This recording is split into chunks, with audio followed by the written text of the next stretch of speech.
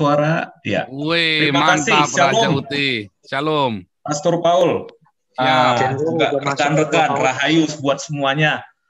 Nah, ini memang saya juga kaget juga kemarin. Saya pikir ini mungkin pernyataan pribadi, tidak mewakili suatu organisasi.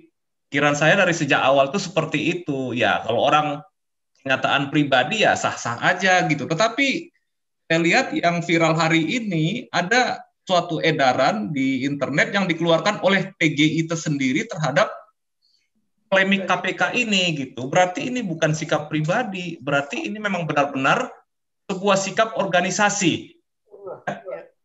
Nah, itu yang dari surat edaran yang keluar hari ini. Nah, di sini ya tentunya kita sebagai orang awam lah ya, heran kenapa PGI kok cepat sekali ya terlibat dalam urusan seperti ini ya. Kelihatannya cepat sekali sampai perlu harus mengadakan konferensi pers dan menyatakan akan menyurati Presiden Jokowi. Ini kan aneh menurut saya gitu. Sampai segitu seriusnya gitu. Sementara tugas lain seperti DKI Yasmin, persekusi, tutupan gereja, pemenggalan kepala nggak pernah bikin konferensi pers gitu terhadap itu gitu. Iya. Ya, itu yang aneh dari sikap ini ya. Kemudian dinyatakan, kemarin saya sempat berdebat juga di salah satu WA group dengan beberapa pendeta yang pro pada Gomar Gultom, itu mengatakan bahwa udah sikap PGI itu sebagai organisasi yang harus bersuara dalam soal hukum, keadilan, dan lain-lainnya. Jadi dalam arti memperjuangkan supaya KPK ini tidak dilemahkan dan sebagainya dengan pembenarannya. Terus saya bertanya, apa ada di anggaran dasar anggaran rumah tangganya seperti itu? Ya mereka juga nggak bisa menunjukkan. Terus kemudian mereka menunjukkan Pak Paul dengan dalil-dalil teologinya bahwa gereja harus menyuarakan segala macam ini itu. Tetapi selama ini kenapa harus diam gitu? Kenapa selama ini nggak bersuara? Kenapa baru sesudah kasus tes wawasan kebangsaan ini bersuara gitu?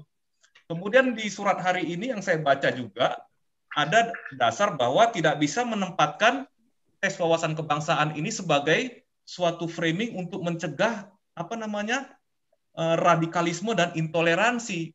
Kalau saya sih nggak melihat sampai sejauh itu ya untuk ke sana. Saya melihat simpel aja. Bagi yang tidak lolos tes kebangsaan ya memang nggak lolos gitu. Sebagaimana juga pegawai negeri sipil, setiap dia masuk juga ada tes wawasan kebangsaan. Saya ingat dulu saya pernah mengantarkan adik saya yang daftar jadi pegawai untuk tes itu gitu. Itu ya memang ada gitu. Jadi sekarang begitu lembaga KPK ini pegawainya menjadi pegawai negeri ya harus mengikuti tes kebangsaan dan harus lolos gitu. Meskipun mungkin alasannya PGI di sini ada 7 orang warga gereja di situ yang tidak lolos. Nah, apakah ketujuh warga gereja ini dicap sebagai apa? Sebagai radikal atau kadrun atau apapun? Ya masalahnya bukan di sana, bukan di masalah itu. Yang jelas bahwa dalam suatu persyaratan penerimaan kepegawaian kalau tidak lolos tes ya tidak lolos ya apa boleh buat begitu. Ya. Nah itu jadi bukan jangan dihubung-hubungkan dengan karena ada orang Kristen yang tidak lolos bahwa ini tidak boleh dikaitkan dengan masalah radikalisme dan lain-lain. Ya pokoknya kalau tidak lolos ya tidak lolos. Jangan di framing ke arah sana. Itu yang sebenarnya memang aneh menurut saya Pak Paul. Jadi yang dikatakan bahwa di sini kita itu mau, pokoknya argumennya itu yang saya lihat, mau mempertahankan KPK sebagai satunya lembaga yang memang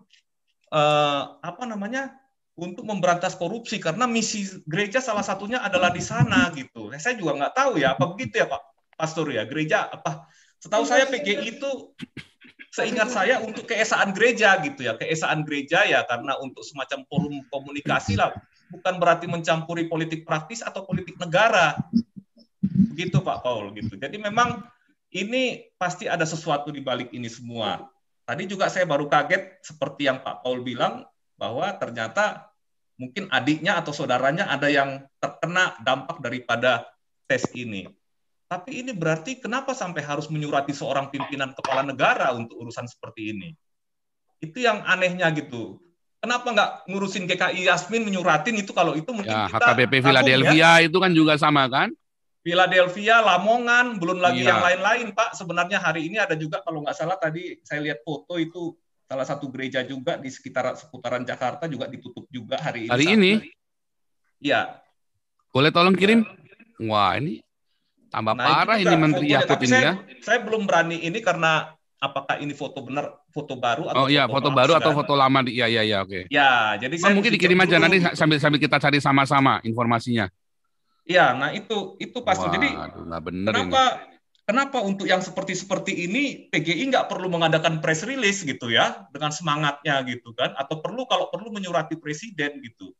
Saya tahu Pak Jokowi sudah berusaha maksimal dalam melaksanakan apa ya namanya ya proses perjalanannya negara ini gitu.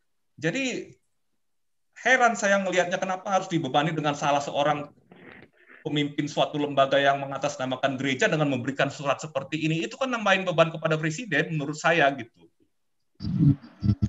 Bikin capek presiden aja kalau begitu demi kepentingan yang Ya, dan jadi melemahkan tahu malah. apa maksudnya gitu. Malah melemahkan jadinya, Pak, menurut saya. Ya, menurut Jadi saya itu si presiden udah niat mau bersih-bersih, malah gerejanya itu tadi, malah gerejanya malah nusuk dari belakang.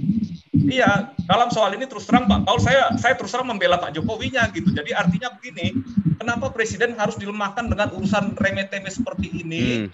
Misalkan memang udah prosesnya seperti itu udah proses negara ya, kita nggak bisa bantah ya, memang udah keputusan negara seperti itu, ngapain harus disuratin dengan diksi membela lembaga ini sebagai satu-satunya lembaga yang bisa memerangi korupsi. Nah itu kan sama dengan melelahkan Pak Presiden sendiri gitu. Ya. Terus terang saya memang agak keberatan dengan itu gitu. Oke, saya kira itu aja Pak Paul. Mungkin teman-teman lain banyak yang mau melengking dan melenguh gini. Ya. Silakan. Saya kira mungkin memang yang paling penting adalah ini. Yang paling penting adalah seharusnya si Komar Gultom juga harus tes kebangsaan. Jangan-jangan nggak lulus juga dia.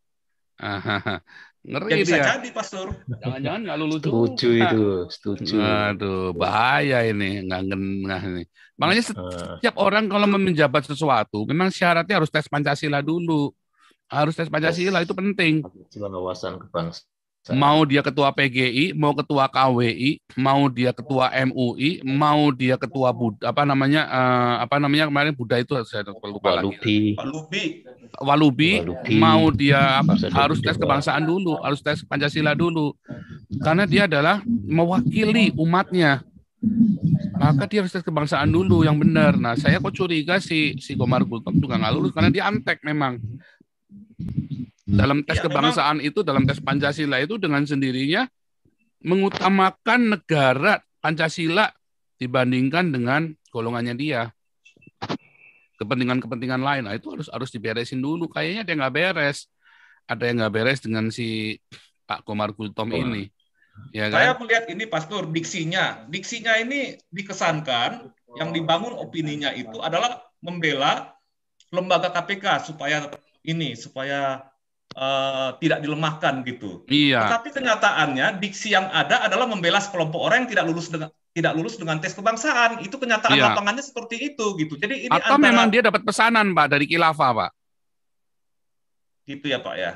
Karena kejadiannya dengan Ottoman Turki dengan jatuhnya Bizantin itu juga sama Pak, pendeta-pendeta yang dibeli Pak. Makanya bisa muncul ada Injil Barnabas segala macam itu dari mana? Karena dari pendeta-pendeta yang berkhianat juga kan. Jadi ada Pak pengkhianat-pengkhianat itu, Yudas itu ada. Dan itu yang saya bilang, yang dari kemarin kita cerita, ini orang Yudas ini, mental Yudas ini. Jadi kalau saya nangkap, nampaknya memang sama seperti Salafi ya yang ada di Eropa ini. Mereka masuk ada di mana-mana, bahkan mereka bisa mempengaruhi pemimpin gereja Pak. Apalagi dengan lihat ya rukunya si Yusuf Mansur sama Gilbert ya sama Habib Rizik ya kan. Sudah jelas-jelas Habib Rizik mau tarung sama kita.